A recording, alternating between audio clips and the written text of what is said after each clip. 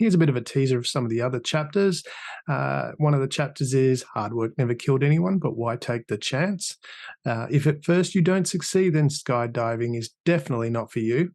The only mystery in life is why kamikaze pilots wore helmets, and expecting the world to treat you fairly because you're a good person is like expecting a bull not to charge you because you're a vegetarian. Warning: Damian Andrews' growing revenue and profit, if implemented, will put more money in your pocket. Please use with caution. Damian Andrews, growing revenue and profit. And this is one of the series of articles about my forthcoming book, Get the Cheese, Let the Other Mouse Go First. And in this series of articles released over the next few weeks, I'm sharing the first two chapters of this book, and so that you can experience what that's like. So it's basically a book reading. So about the book, it's an inspiring twist on motivation, personal and business growth, resilience, and responsibility. I've taken demotivational quotes and given them a twist to find the motivation, and then used story and real-life examples to highlight the lessons. Now, this is all intermixed with a bit of humor, relatable insights, and powerful life and business lessons to motivate and inspire the readers. Now, the book is set for release in late November, and if you'd like an advance copy, please feel free to reach out and I can organize that for you. But here's a bit of a teaser of some of the other chapters. One of the chapters is hard work never killed anyone, but why take the chance? If at first you don't succeed, then skydiving is definitely not for you. The only mystery in life is why kamikaze pilots wore helmets, and expecting the world to treat you fairly because you're a good person is like expecting a bull not to charge you because you're a vegetarian. So let's delve into chapter 1. And the quote behind chapter 1 is, "There is nothing neither good nor bad, but thinking makes it so." And that's from William Shakespeare out of Hamlet, Scene 2, Act 2. "Why read this memoir?" asked Carly the Quokka. "From the dawn of existence, well, our thinking existence, we've been curious. We've had an inherent need to understand, to grow, and to find meaning. Life is a symphony with the chords of motivation pushing us forward. We dream big, want more, and our passions fuel our desires. It's not always a smooth road, though. Doubts, challenging beliefs, and questioning our worthiness can range from minor bumps to massive, locked and fortified steel gates blocking our path. Yet, what if those seemingly negative obstructions are actually a great source of inspiration? Is it really a matter of perspective? Could we possibly end all conflict, both internally and externally, by looking a little deeper rather than holding on to our prejudices?" Take the title of this book, Get the Cheese, Let the Other Mouse Go First.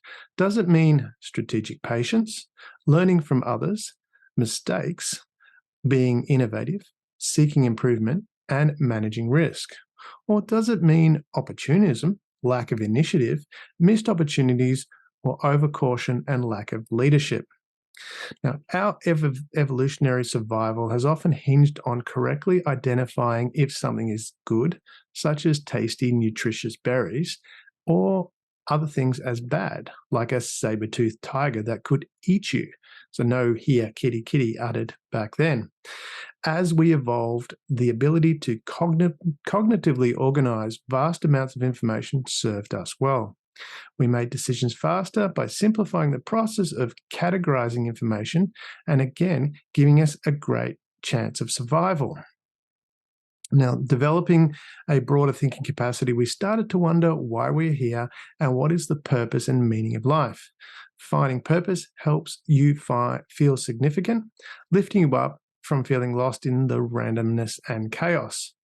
Now, moral and ethical frameworks came next, helping people guide their behavior, which fostered more beneficial shared values, giving you a sense of belonging and identity.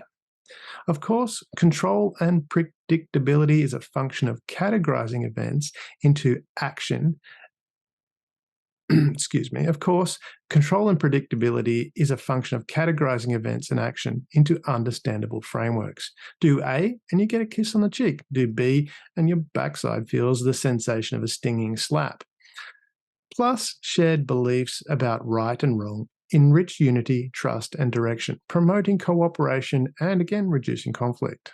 Now, throughout life's history, lessons have been imparted through stories. Stories connect you and provide understanding, often tempered with emotional resonance.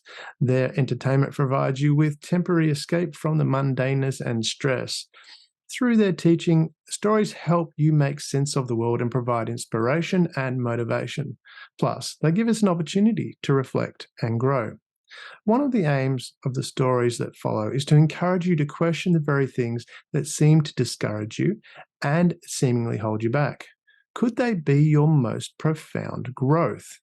Get the cheese, let the other mouse go first is an invitation to experience the world from a unique perspective, to challenge what we know as motivation and look beyond what you think your world is, to open up to other possibilities, and it may propel you faster to that big dream and the more of what you want. So chuckle, ponder, question, and grow as you turn the pages. Be open to the possibilities that the things you thought hold you back in life and in business may actually be the rockets that propel you forward. This is your reward for showing up, for investing the time, and for being open to a world where demotivation can be the best form of motivation. So why are you reading this memoir? Well, really, that's up to you. What do you choose? Is this the awareness experience? This is the awareness experienced by Carly one warm summer's day on Rottnest Island.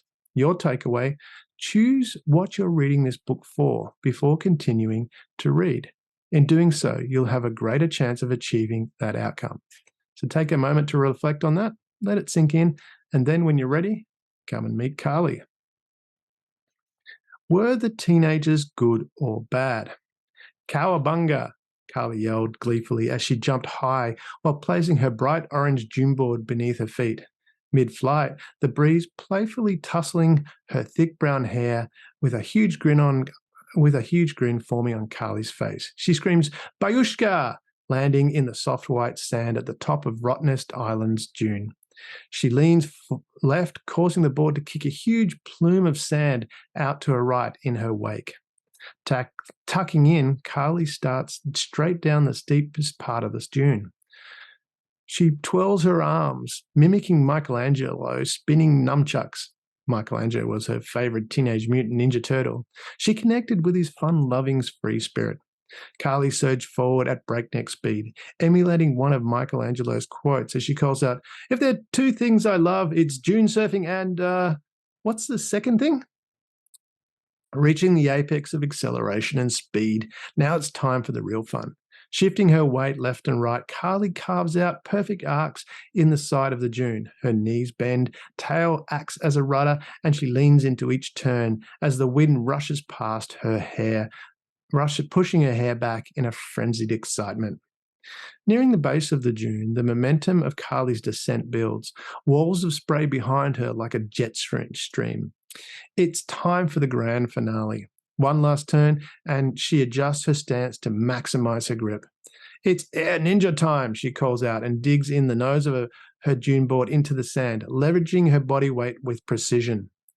The tip of the board burrows deep, and a cascade of white sand rises like a rogue wave in front of her. Momentum and the laws of physics shoot Carly high into the air. The bright sun silhouettes her against the wall of sand and perfectly backdrops for a McTwist, followed by a rodeo as she soars over the Rottnest Island beach. Flips complete, the dizzying blur of the blue skies and white sand comes back into focus as the horizon reorientates itself. With aerobatic precision, Carly extends her legs in time for her hind paws to make contact with the grainy softness, and soft puffs of white sand erupt as her hind paws sink in. Her knees coil, absorbing the impact, and she stands up tall, basking in the thrill and spectacle of the climax yet to come. An orangish glint catches the vibrant sun's rays. Carly's dune board, still airborne and recklessly hurtling headlong towards her, leaving a trail of quicksilver shadows across the dune. The board's polished orange surface leads a misty slipstream of white sand like a comet's tail tracing beach stardust. With calculated coolness, Carly sidesteps as her paw comes up in unison.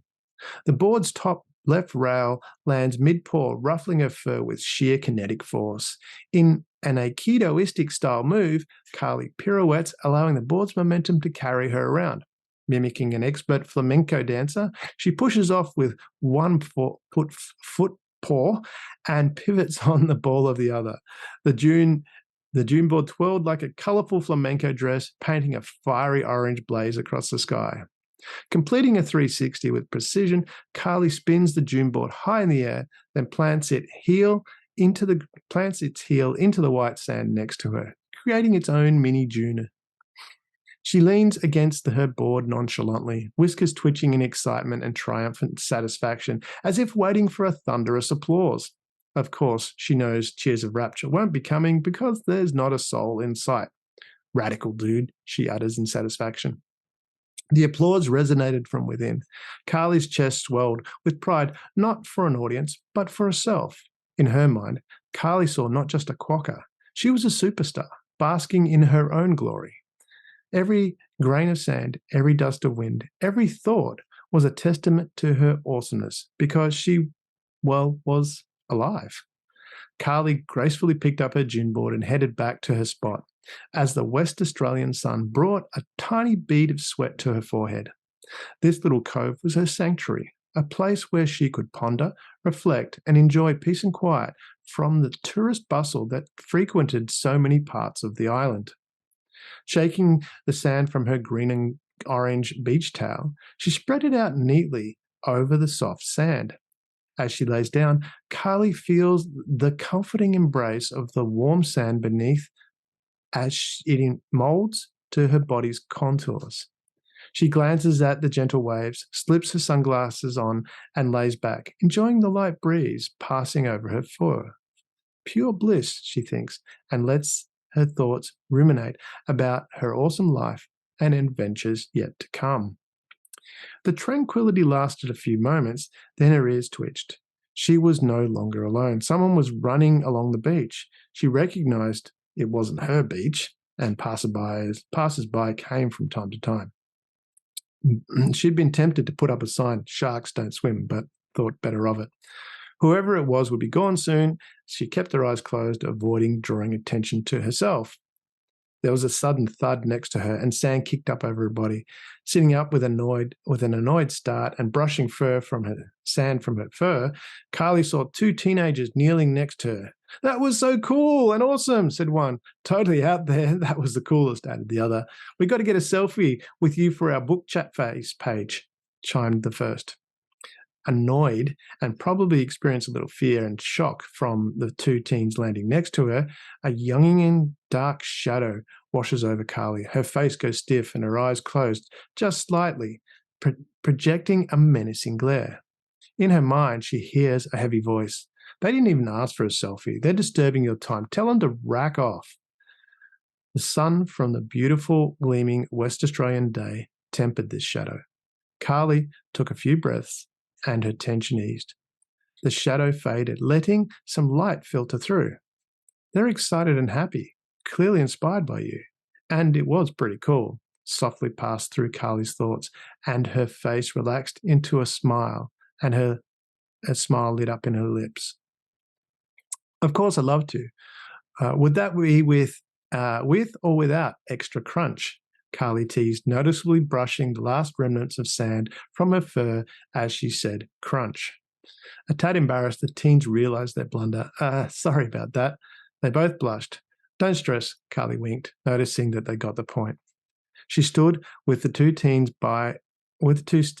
either side, and they snapped away as Carly gave a victory sign. The teens thanked her profusely and then headed back from where they came, chattering excitedly. Soon, only the gentle ripple of the water could be heard. Carly sat on her towel, watching the teens well in the distance, still excitedly looking at their phones and gesturing to each other. The younging shadow hadn't completely faded and remained present in her mind. The alternative scenario played out. "No, you can't have a photo. Get out of here and leave me alone," Carly visualized snapping at the teenagers. "Geez, must have been the time of the month," one teenager smoked to the other. "Yeah, what a stuck-up bitch," replied the other, as though Carly wasn't there. "How dare you," yelled Carly. "You hear something?" said the first teen. "I think the wind is just stirring up some white trash left on the beach," replied the other. "Best leave it here to rot." The teens turned and walked away, back the way they came, as 4 index fingers raised high above their heads pointed in Carly's direction. It was just a reflection in her mind, but Carly felt the full weight of the horrible imagined interaction on her chest. She stared out at the glistening blue-green water of the Indian Ocean, pondering the real and imagined events. The teens had jumped down next to her. Was she startled? Sure. But she had no way of knowing their intention without interacting with them, and it was her perception and her reaction that coloured how events unfolded. Taking a deep breath, Carly drew in the fresh Indian Ocean air and then let out a gentle sigh and smiled. She basked in the warmth of the sun's rays as it beat down on the beautiful beach. The teenagers were no longer visible. They'd probably headed back to Frankie's. That's where the cool kids hung out today. She laid back down and pulled her sunglasses over her eyes. She felt lucky. Her life was awesome because her perception of events shaped her life that way, and she could choose how she perceived events. Soon, the interaction with the teenagers drifted from her mind, placed with a soft ripple of the water on the sand and dreams of the next great dune surf to come. There you have it. That's chapter 1 from the book Get the Cheese, Let the Other Mouse Go First, Demotivational Motivation for Life and Business. We'll continue on with chapter 2, and you can enjoy that. And, well, and if you'd like, I've got a little bonus for people that are interested. The first person to message me telling me correctly what color is Carly's Dune board and get a free copy of the book on its release. And if you're be mindful too that if you're reading this as opposed to listening it, this is a draft and there may be some typos. And if you find any, please share them with me and I'll give you a copy of the book as well, free pre-release, all for you. And add a third PPPS. If you share this article with other people, I'll also send you a free copy of the book. So please share and let people know about it. And yeah, again, that is the chapter 1 from Get the Cheese, Let the Other Mouse Go First, Demotivational Motivation for Life and Business, a Damian Andrews book. Have a lovely weekend, and I'll see you next week.